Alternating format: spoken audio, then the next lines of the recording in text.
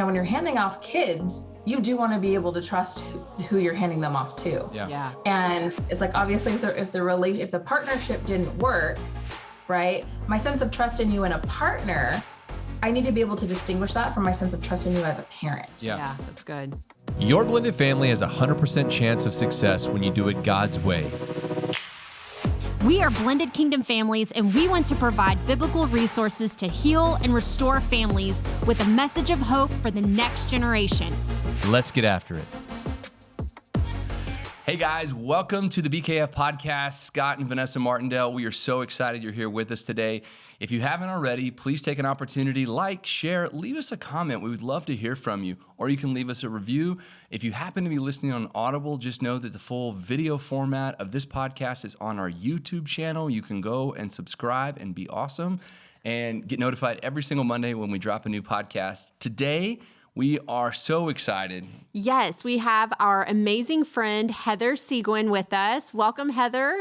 Thank you for having me. Yes, we are so excited. We've actually been trying to get this podcast for a while, but as you would have it, it's been COVID and all different kinds of things. So we're so excited, Heather, to finally have you on the podcast. And I just want to share a little bit about you with our audience. So you guys, Heather is the owner of Clear Choice Counseling, Heather Seguin Coaching, and she's married with 2 sons and a dog named Watson. She lives in Southern California. She is a licensed mental health professional, just like Scott. She's a therapist, you guys. She specializes in a lot of things. So Christian couples coaching, certified sex addiction, and certified clinical partner specialist. She's trained in Gottman Method couples therapy, which is what I'm learning right now, Heather. And she is also a licensed marriage and family therapist in California as well. And Heather really loves partnering with Jesus to see people's lives transformed and filled with joy. So, Heather, we have a lot to learn from you. Well, thanks. I have a lot to learn from you, but don't we all have a lot to learn from each other? Yes. Amen. Well, and we're excited to get into some really great topics today. I love talking about marriages and helping marriages, and I know you do as well. Before we get into that, I want to give you an opportunity. Tell us a little bit more about you, a little bit about your family, what you guys like to do for fun, anything you'd want the audience to know. Sure. Well, like you said, I've got my husband and 2 young boys. They'll be 6 and 3 this summer, and a dog named Watson. So I am surrounded by males of various species, and I love it. I love being a boy mom. And I think one of the things that's most interesting to me is seeing how completely different children are. I mean, my boys are so different, and it highlights to me, I'm like, I feel like I'm learning things about myself by watching my children. Mm-hmm. I think we all experience that as parents. So I am a little bit on the nerdy side. So you will, and for my leisure activities, you'll find me with some form of a book, audio or in print. My husband is much more adventurous, and you'll find him fishing or hunting or hiking or gardening or doing something like that. And I try to stay away from those things because I very much have a brown thumb. So that's funny. Love it. Well, and we're gonna dive right in and start talking about marriage. And we're gonna talk about the first topic we're gonna dive into is trust. I know, based on the people who watch this podcast, a lot of blended families, people who are newly married, they're really just blending their family. They're learning, about their new marriage. And trust is something that we don't want to admit can be an issue, but we can't deny that it exists in blended families. We know that we are wounded people. Some people haven't healed. So what I want to talk about first is, what are the best ways to build trust in a marriage? What are those methods? Don't we wish it was a method? Yeah. I think that's what everyone wants. It's like, tell me what are the 5 steps to doing such and such. I'm like, oh, I really wish I could. Yeah. But I can't. Because trust is really a concept. right? It's like, you can't really clearly define like, this is what trust is.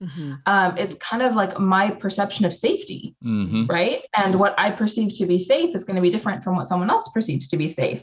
My level of risk aversion is going to be different from somebody else's. And so, building trust really is an individual process. But in terms of guidelines, I think that, we do have to acknowledge that every human being on the planet has some type of trust issue, right? Whether you're, obviously, if you're in a blended family, it just might be more obvious that you're coming with some baggage. But really, all of us have something. We've all experienced some type of betrayal or broken trust, whether it was intentional or unintentional. We've all been disappointed. And disappointment itself is a bit of broken trust, right? I thought that something was going to happen and then it didn't.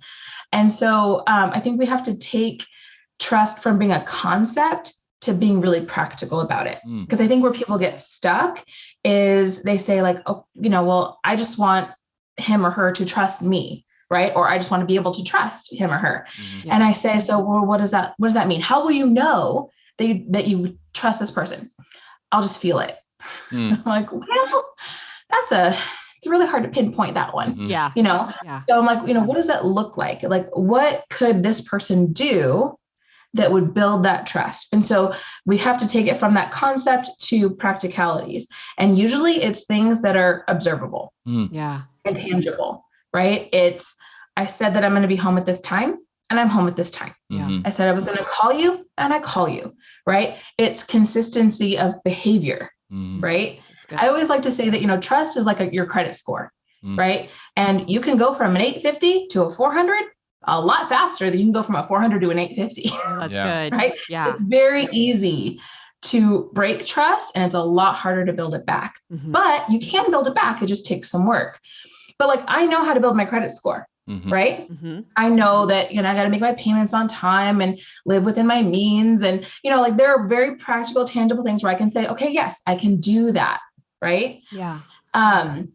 So if you're the person that is feeling more on the insecure side and you need someone to demonstrate trust to you, you also have to be able to tell them what trust looks like. Right. Because if I'm looking for you to, let's say that my betrayal was that my former partner was never where they said that they were. Right. And they were always like telling even white lies, things like, oh, I'm on my way. I'll be there in 5 minutes when they haven't even left yet. Right. Then, if you, calling me every day after work, if that's what you're doing to build trust, but that's not like scratching my itch, then you're going to feel frustrated because you're doing a consistent behavior, but it's not actually something that matters to me. That's good. So you really have to clearly define, these are the behavioral things that you can do that would help me to feel more safe and secure. That's good. No, I love that. And I think about blended families, and I think about relationships that, are beyond maybe even the new marriage, but maybe looking in the past and looking at how you're co-parenting, and having that trust established is so important in that co-parenting relationship. But the sense that I got from what you said is, you can trust somebody and not necessarily be in a relationship with them. Meaning, what I mean by that is if you looked at co-parenting situations and you say, I don't know what our relationship is going to be, but I want you to be able to trust me and I want to be able to trust you. So let's start rebuilding that in some solidified steps of saying, this is what I need to be able to maintain and grow trust in you and likewise from the other party. So I think it can work good not only in new marriage, but also in that co-parenting relationship. Yeah. And I think it is. Go ahead. Sorry, go ahead. No, you go ahead. Well, those are the dynamics, right, of a blended family. It's like especially when you're co-parenting, it's like you're navigating the process of doing the parenting thing with now multiple people involved. And, when you're handing off kids, you do want to be able to trust who you're handing them off to. And it's like, obviously, if the partnership didn't work, right, my sense of trust in you and a partner, I need to be able to distinguish that from my sense of trust in you as a parent. Yeah, that's good. Yeah. Right. And I think sometimes having a getting some co-parenting, either coaching or therapy is good for those dynamics. Absolutely. Yeah. And I think that's where good communication comes in as well. So Yeah. I think, that definitely plays a key part in it. And, going back, Scott, to what you said about, things that we may not even be aware of that still affect us from our past. We like to call them landmines, Heather. And we actually wrote about this in our book because oftentimes when you've experienced divorce and the trauma that can come from that, and your children experience the trauma that can come from that, coming into a new marriage, into remarriage, and into a blended family, we may think that we're good, right? We may think that, okay, we've worked past all those things, but then as you're navigating your blended family journey or your new marriage, somebody steps on a landmine that they didn't know about, and it's this trigger moment, right? And you have this big blow up, and it's really something from your past that you quite maybe haven't dealt with, but maybe it's like a trust trigger. It's something that your maybe ex-spouse, that you lost trust in them with, or they violated that trust. And now it's maybe something that your new partner said, and it's caused that blow up. So Heather, what would you say? So what are some ways to uncover those things to prevent those future, possible blow ups happening, those, stepping on those landmines and things like that? Yeah, I feel like there's a two-part question. I think one of them is uncovering them on the front end, and then what to do when, oops, I missed one. I missed a couple during the sweep. I missed some. And I think in terms of uncovering stuff, it's a soul searching moment within yourself of, what actually did happen in that former relationship where that trust was broken, right? And really kind of exploring it within yourself. Because again, going back to behaviors, what did this person do or fail to do that violated my sense of trust, that gave me that sense of betrayal? Yeah. And, because oftentimes it's so painful, like we don't want to think about it. We just want to move on. Right. But then, we're just waiting for that. It's just we're kicking the can down the road. Yeah. And so, to really ask yourself, what caused the breakdown? Right. Was it failure to communicate? Was it, we just grew apart, but really it was actually like silent treatment and passive aggressiveness? Like, what is it that caused this relationship to break down? Yeah. And probably going to therapy and working through recognizing signs of that and building communication skills so that, you don't repeat those former patterns. Even I think recognizing, we co-create a system, right? Now that doesn't mean that I'm responsible for someone else's behavior, right? If someone else, did things that were betraying of my trust, that doesn't mean that I caused that. But, maybe there were things that, I ignored or I was preoccupied with, or, my own level of health in, attracting people who were also at a similar level of health, I mean, I obviously work with partners who've mostly been completely blindsided by betrayal. And, but when you dig into it, we find usually that it's like, I didn't think to ask this question, or I thought this was normal, but maybe it wasn't, so some of it is like that soul searching for yourself to sort out, what went wrong that first time. And then I think for the ones that, because it's like, you don't know that a landmine is there until you step on it. And, many years ago, my brother passed away at a young age, just strep throat of all things. So random medical thing. And I was in the grocery store once walking down the frozen food section, and I, saw something that like he used to eat all the time. And there I am in like the frozen food section having a bit of a breakdown. And my therapist in her wisdom was like, it sounds like you were ambushed. I'm like, I was ambushed right there in the frozen food section, and I think like same concept of what you're talking about with the landmines is like, I'm just suddenly flooded and like, I was not prepared for this. And like, here I am. And what do I do? And I think we have to kind of recognize our physiological response to stress that, I'm in fight flight right now, right? Everything in me is telling me run like heck. And, either run or fight, and I think, we think of that as maybe being aggressive. And I think sometimes it's really helpful to think of the fight response as like, no one's leaving the arena. Like, we're going to hash this out. Like, we're going to, like, I'm committed, and I'm going to prove that I'm committed by forcing us to have this conversation. And when the other person is completely flooded and in a flight space, nothing good is going to come from that. Right. Right. So I think that when you do step on a landmine and you're kind of left in this, like, oh my gosh, now my partner is like completely freaking out and I don't even know what I did. Right. You have to practice some self-regulation. Like, take a deep breath and really, like, make sure that if you're the one that stepped on the mine and you have no idea what's going on, you know, you are going to be the one that has to, you know, get yourself centered and stable so that you can ask questions. Like, are you okay right now? What's going on? You know, your reaction to this is like, I did not expect this. Can you help me to understand what's happening for you right now? Right. I always tell people, I'm like, whether you're a newlywed or you've been married for 50 years, like, if I could just give one piece of marriage advice, it is approach everything with curiosity. It's good. Because if you are curious about something, it's just so much more open. Right. It means that I can gather information and be curious about it, be open about it. And then that way we can actually get somewhere.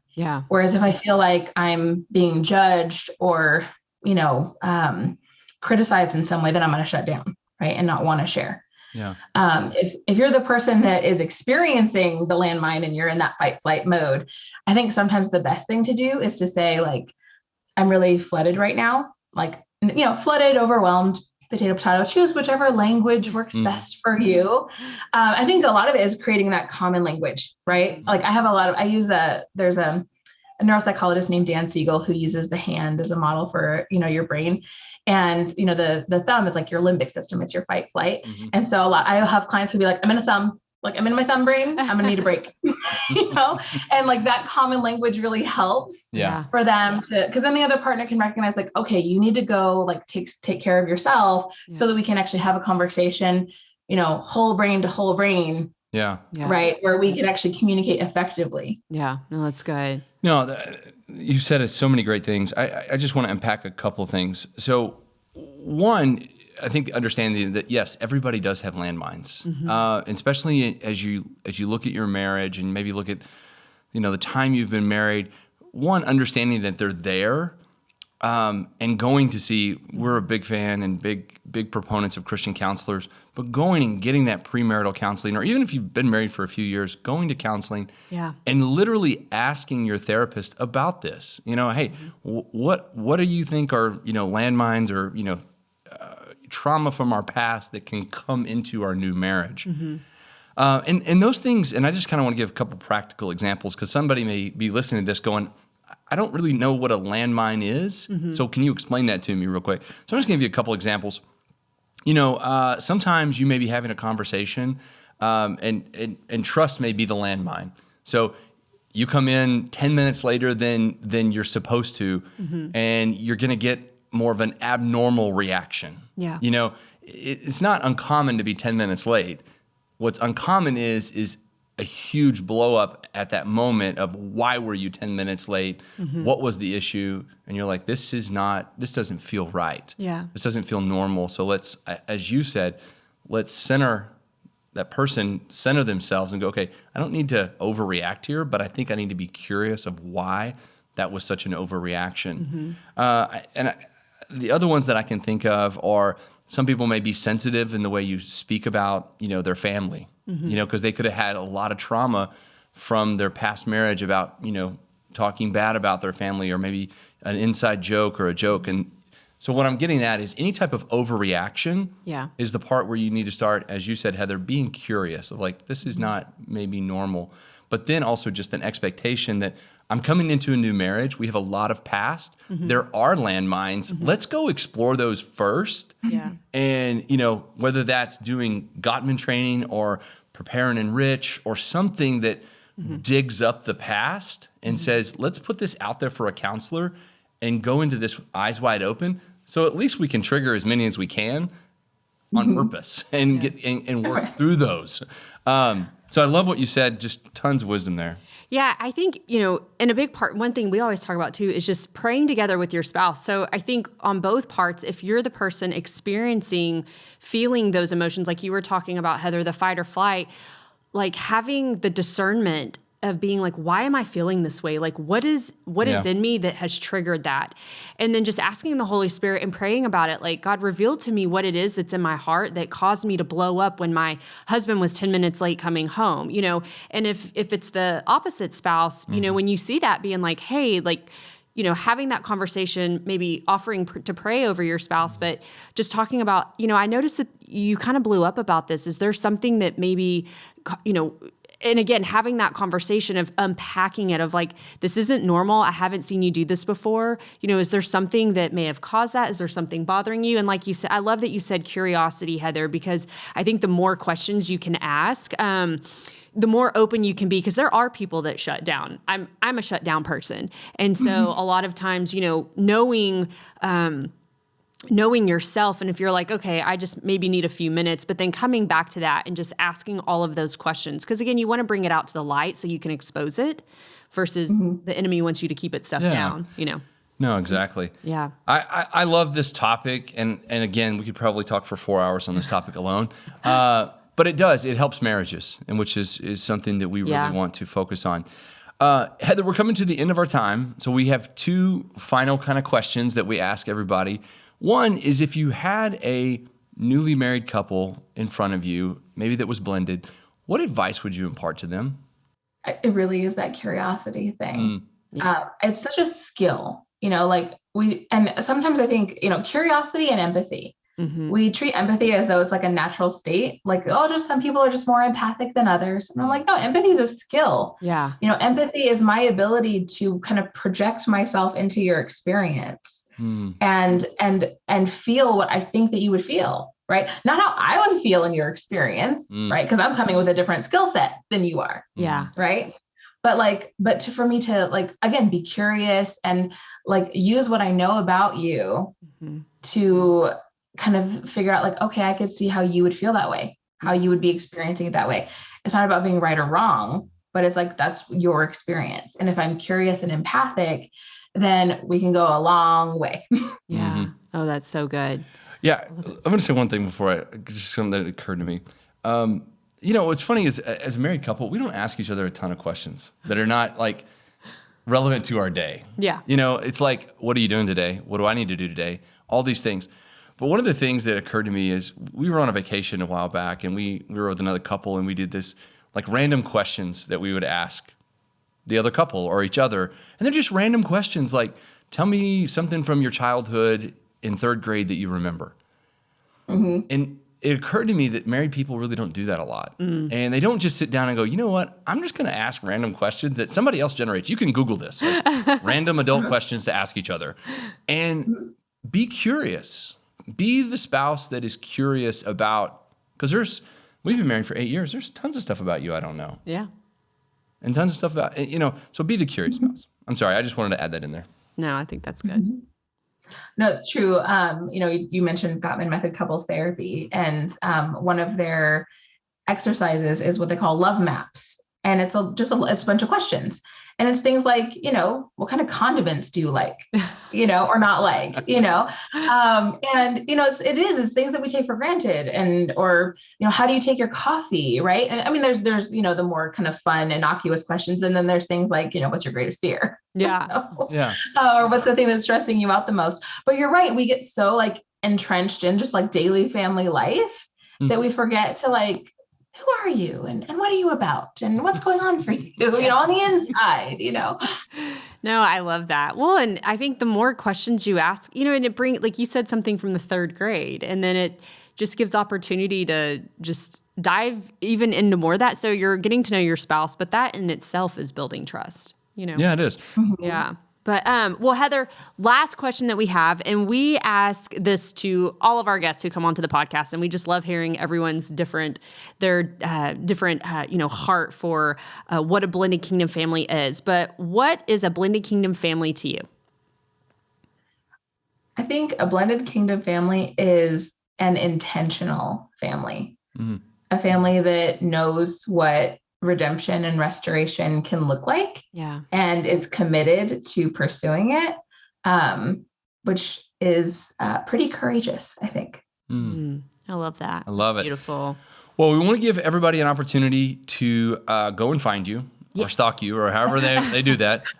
So where can our guests find you, Heather? They can find me at clearchoicecounseling.com. They can also find me at heathersigwin.com. And I have an Instagram that should be, I'm working on it. I'm a little slower on the social media side of things. I'm a great consumer of social media. I'm working on the output part. That's awesome. I love it. I know. Well, I always make fun of Scott because he has 2 photos from having, his Instagram for like 5 years now or something like that. And he has 2 photos on his. We have a golden retriever who has more followers than I do. And I am so okay with that. I am good with, so I'm with you, Heather. It's all good. Well, thank you so much, Heather, for joining us today. It's been such an honor and a pleasure, and we're just so glad to have you on. And I know so many people who are listening to this and dealing with those trust issues and, within marriage, it can be hard, but I know so many people are going to be blessed by this episode. So thank you. Thank you. Guys, thanks so much for joining in with us today. We hope you've enjoyed this podcast. It was really amazing. Hope you guys have a wonderful, wonderful day. Be blessed in all that you do. Hey guys, so glad you were here with us today, and I hope you enjoyed today's episode. And you can find more resources from Blended Kingdom Families at blendedkingdomfamilies.com. Join us again next time as we hang out with more amazing podcast guests. And remember, nothing will be impossible with God.